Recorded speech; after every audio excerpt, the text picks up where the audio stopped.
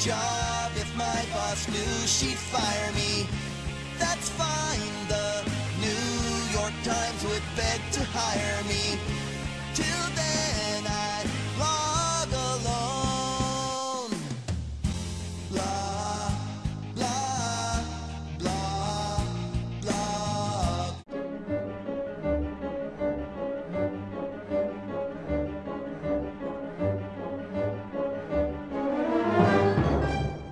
Few comments about the car business, something which I know a little bit about after having spent 25 years in the retail car business, which is more time than everybody on the Obama Auto Task Force has spent in the car business by 25 years, since not a single one of them has spent a day in the car business in any way, shape, or form. What the Obama administration, the task force, has done with this is really scary. It's scary on a number of levels. And when you take secured bondholders in Chrysler, secured bondholders, that means they come first. That means in a liquidation, they get their money first. You lend money to someone and you get security so that if this place goes under, I've got an asset I can count on to get my money back, and tell them they're going to get nothing. And the UAW, an unsecured creditor, who would have come way down the chain in any normal liquidation or normal bankruptcy, suddenly gets something like 5 times the money that the secured bondholders get for every dollar of debt. It's just ridiculous, and it's wrong. Same thing in the dealer world. All dealers have the same identical contract with the manufacturer. So the Obama administration decides you're all dealers, a third of you in this room are terminated. And you're not just terminated, but all the rights you have under the contract for termination, you don't get.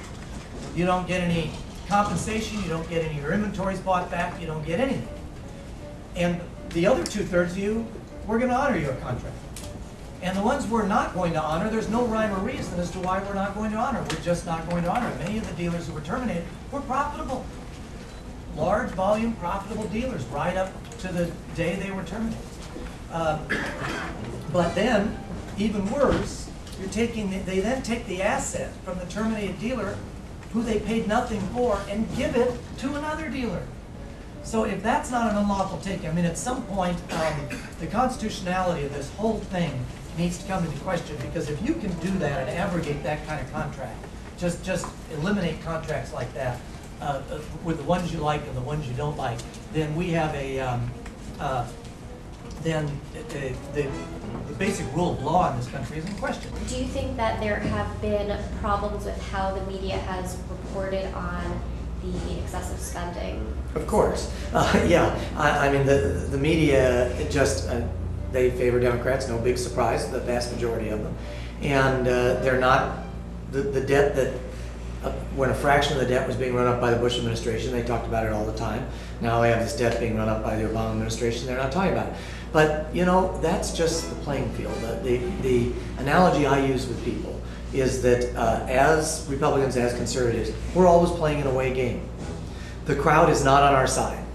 The crowd is going to cheer when we fumble, and they're going to boo when we score a touchdown. And that is, and the crowd being the media. And that's just what's going to happen. But that doesn't mean we can't win the game. It's harder to win the game in an away, you know, when you're playing away from home. And we're always playing away from home, but we can still win the game, and that's what we have to do. At some point, if we continue getting the message out there and letting people know,